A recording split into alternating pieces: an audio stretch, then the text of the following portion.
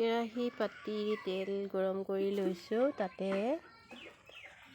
নিমখ হালধি জোখ অনুযায়ী তেলতে ঢালি লৈছোঁ। এয়া মই মাছ ধুই ল'লোঁ, ফ্ৰাই কৰিম আজি। জুইতে বনালোঁ, মাছ ফ্ৰাই কৰিছোঁ।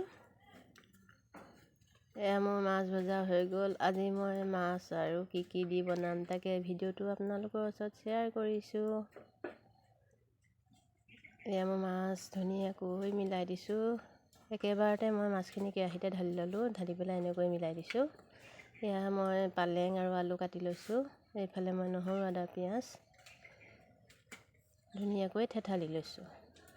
আলুখিনি মই ধুনীয়াকৈ ফ্ৰাই কৰি লৈছোঁ। মাছখিনি মোৰ ভজা হৈ গ'ল। এফালে মোৰ মাছ ভজা হৈ গ'ল, ৰেডি হৈ গ'ল। এফালে মই পিঁয়াজে আৰু নহৰুখিনিয়ে কেঁচা জলকীয়া সৈতে আলুৰ লগতে ঢালি এনেকৈ ভাজি লৈছোঁ। আজি নতুন এটা ষ্টাইলত বনাইছোঁ। এনেকৈ তেলতে মই চব ভাজি লৈছোঁ আলু সৈতে। আজি ইয়াতে মই একো নিদিওঁ, জোখ অনুযায়ী অকল হালধি নিমখে ঢালিছোঁ। পালেঙে মাছে খাবলৈতো খুব ধুনীয়া। এয়া মোৰ আলু ভজা হৈ গ'ল, তাতে মই পালেংখিনি দি দিছোঁ।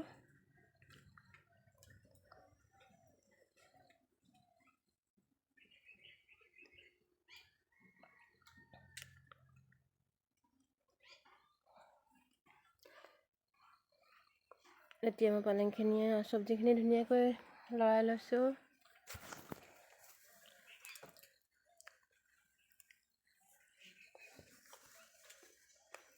এয়া মোৰ ধুনীয়াকৈ মিক্স হৈ গ'ল।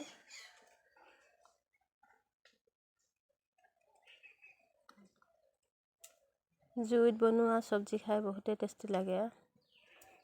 এতিয়া ঠাণ্ডা দিন, জুই ধৰি এনেকৈ চব্জি বনাই খাম।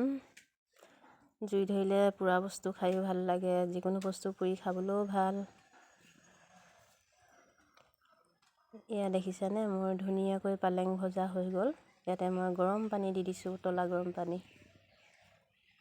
জোখ অনুযায়ী পানীটো দি দিলে মানে হৈ গ'ল নিজৰ জোখত। আমাৰ মানুহ তাকৰ কাৰণে মই তাকৰকৈ পানী দিছোঁ।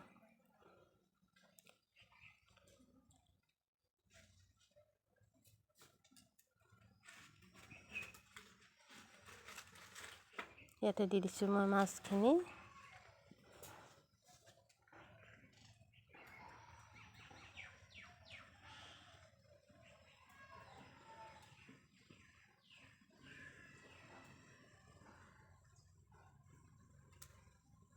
মাছ দিয়া হৈ গ'ল।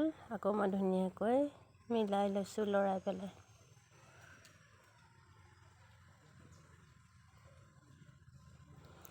ইয়াতে গাজৰ, বিলাহী, পিঁয়াজ ৰেডি কৰি লৈছোঁ। গাজৰৰ মই চাটনি বনাম বিলাহীৰ সৈতে। গাজৰ চাটনি খাই খুব ভাল পাওঁ মই। এয়া মোৰ মাছৰ তৰকাৰী ৰেডি হৈ গ'ল। এইফালে মই গাজৰ ৰুকি ল'লোঁ, বিলাহী পুৰি ল'লোঁ, জলকীয়া পুৰি ল'লোঁ, পিঁয়াজ কাটি, ধনিয়া কাটি, লগতে অকণমান মিঠাতেল ঢালি নিমখ লৈ ৰেডি কৰি ল'লোঁ মই চাটনিখিনি। এয়া মোৰ চব্জি ৰেডি হৈ গ'ল ধুনীয়াকৈ। কি ধুনীয়া হৈছে দেখিছেনে চব্জি। এইফালে মোৰ চাটনিও ৰেডি। আজি ভিডিঅ'টো কেনেকুৱা লাগিলে কমেণ্ট কৰি জনাবলৈ নাপাহৰিব।